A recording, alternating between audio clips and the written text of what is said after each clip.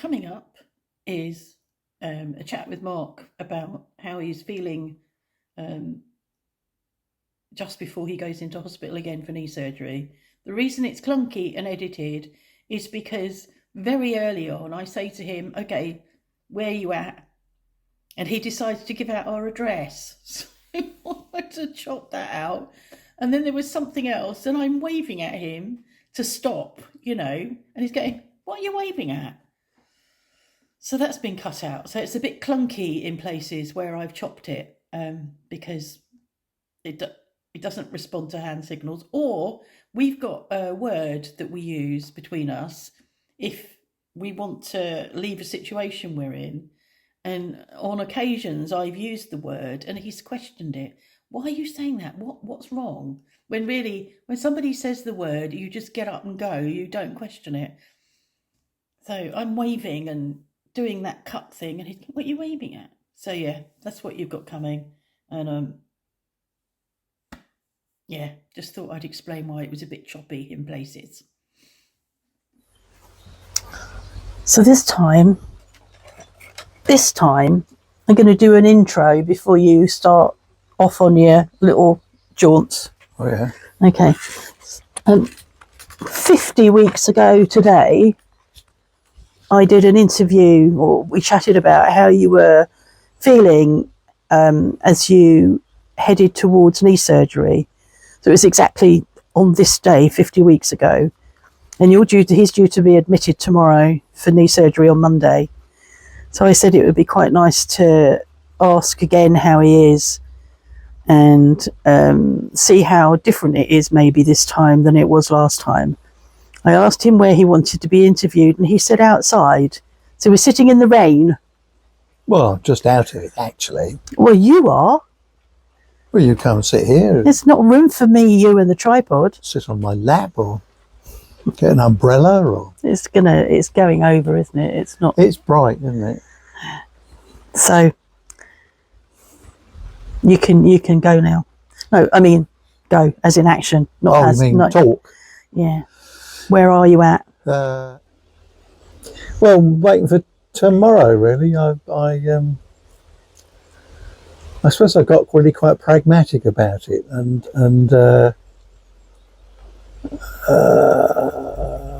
there's bits of me of sort of just wanting to get on with it, rather wishing we'd gone for the first appointment. It's just that at the time we thought it was too close to the other intrusive medical procedure. So we had the second choice, and of course, being France, it's your appointments come up much quicker, so it's a lot easier. There's no hanging about for years, which is fine with me. So and of course, knowing pretty much how it'll go. So I suppose, there's odd faint feelings occasionally of, oh my God, but that's faint.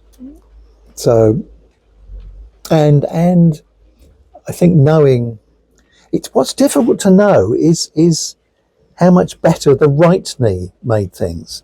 And I can remember the struggle to walk around several islands, several blocks of Banff. Walking around Banff? Yeah, walking around Banff. I remember that, going around about 2 blocks, set off to find a particular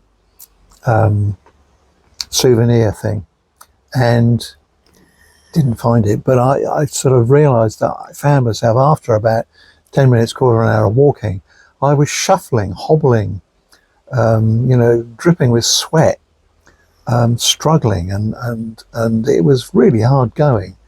And I can remember that. That was before the first operation. Well before, so that was in May. Yeah. So it was 6 months before. But Kathy reminds me of other times when walking has been hard going, which I sort of forget. What were the other times?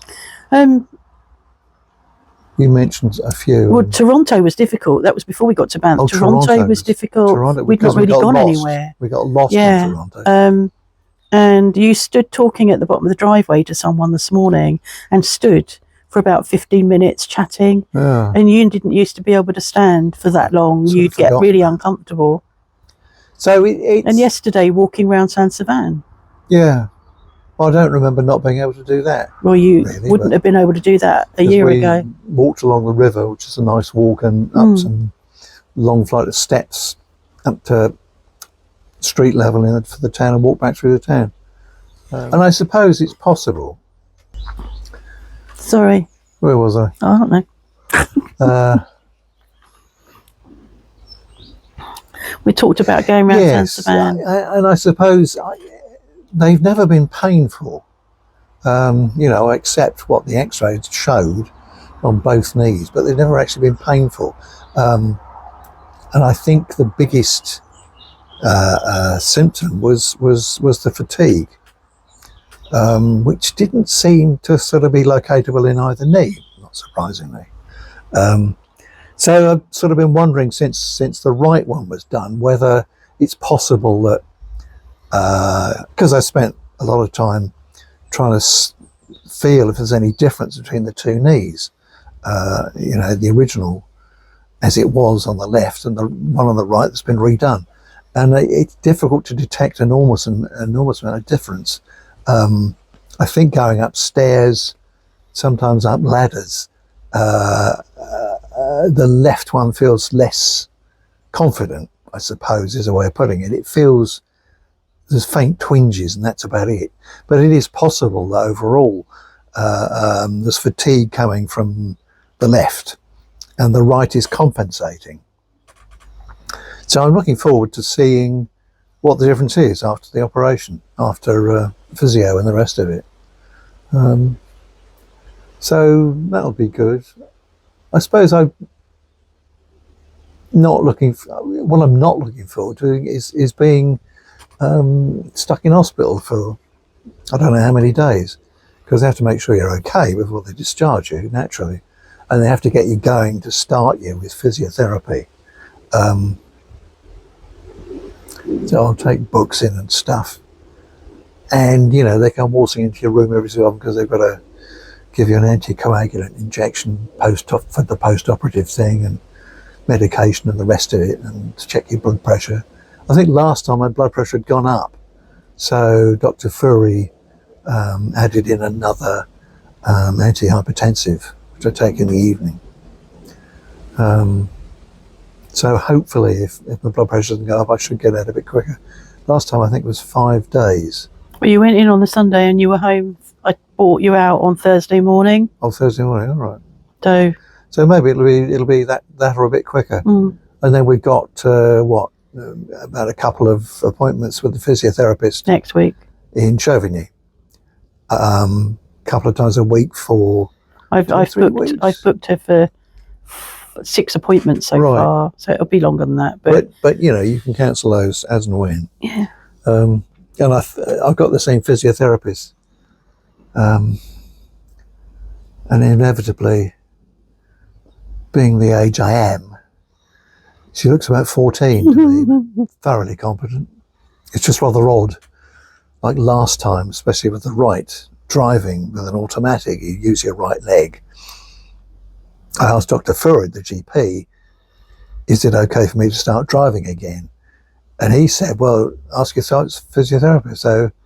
But it's just rather odd asking a 14-year-old if I'm allowed to drive again. She maybe do a few step tests and said, yep, okay. And this time, of course, if we explain to her that it's an automatic and that you don't use your left leg on an automatic, you'll probably be able to drive sooner, although I'm okay with it now. I hadn't got it adjusted properly, which was why I was in pain before. What, your seat, you mean? The seat wasn't where it should be, so I was having to stretch my foot too far, and that was hurting. But so I'm not entirely looking forward to going in, but it'll be fairly quick, and you get wheeled there under the stereotypical overhead lights, staring up at those, and they shove in an IV and off you go. Off you go. Well, I remember last time I could feel it going in, and it felt my hand and wrists, because it was in the back of the hand, it felt cold and slightly painful, but I must have dropped off to sleep after that pretty quickly. So. And last time he afterwards he told me he'd straightened my right leg. I hadn't really thought of my legs as being bowed, but they were. The left one still is, and I'm guessing he'll be coming around to see me, I don't know, tomorrow evening, I suppose, before the op. So I'll ask him again if he can straighten the left one. Or just rebend the right one if you to make the match. I'll make the match again. Bend which way, left or right? So what's left to do before you go tomorrow? Oh, I've got to pack, shower. Fetch that chair through. Oh yeah, fetch the electric chair through. The electric chair. And I've got a few bits and pieces stored up on the hard drive for the television. I'll sit and watch from my electric chair. In the previous interview, 50 weeks ago, you talked about I'd ordered the DVDs for the Expanse series. Oh yeah. You haven't watched them? I haven't watched them. I might start watching those. I'm not quite sure why. I read the books quite avidly because it was a really good series. I think you said you didn't want to be disappointed by a DVD version of them, a film version of them. It could be a really crap series. But I ought to get around to finding out, having bought it. So. And the West Wing will be here by the time you come home. Yes, if I can. Which is what I'm wanting go to the West Wing again. Yeah. Very gripping series at the time. We didn't watch it when it was first. No, I don't think so. We watched it later. We watched it, I can't remember when we watched it. I think, again, there was a US election around, and I think Trump was... What was the other series we watched that was also... Designated Survivor. Oh, yes. But in both of those, I end up with a yearning sense for... I just wish there were governments around like that. Competent, capable... Empathetic. With integrity. And it's difficult to see any governments around at the moment with that. I'd like to think the Democrats in America are.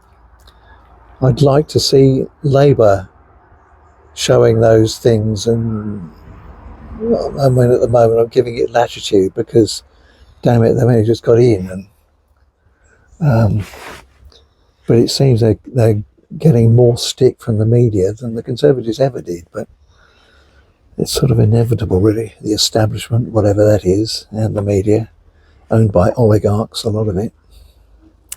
So, but yeah, I've just handed over my sourdough baking equipment to someone else. I advertised it on the free site, and she came and picked it up.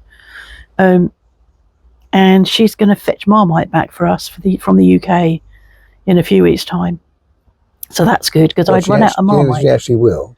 Oh, I think she will. All right. As soon as I said, because we're talking about the bread that we're going to go out and buy, because, we talked about why I'm no longer making sourdough and talked about bread, and I'm not meant to be eating it, but that bread we bought the other day was really nice because it was sugar-free. And she says if she does manage to make a loaf of sourdough, fetch you a sourdough loaf, bring us a loaf in. So I said yes, definitely.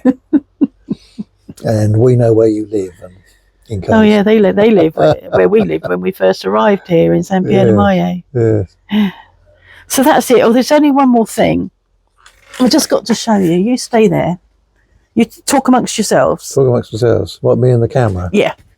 But you can still hear me on camera though as I go through this story. Blah-de-blah-de-blah, rhubarb. It's nice sitting watching the menagerie pottering about. Are you being stupid? No. Oh, you're saying just proper things. Appreciating the menagerie out there. Okay. In answer to the did we go to the cake shop? Can you hold those? We didn't go to the cake shop. We went to the biscuit shop. And we had a cup of tea and 3 biscuits each. So later we'll have a cup of tea and 3 biscuits each.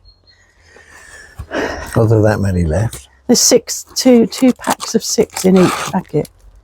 All right. Unless the mouse has got in there. Not been in the larder. Can't see him in there. There's hardly anything in the larder. Going to get Vicky onto that next week. Okay. Oh, that's the other thing. And probably need to bring some more wood in tomorrow, maybe. Yeah. I've cut kindling. Stacked some wood indoors anyway. Well, I've got quite a lot of wood there, and it's not going to be any colder than this. No, so. well, I'll get another trolley load in just in case. Okay. Right then. Ta-ta for now. Bye.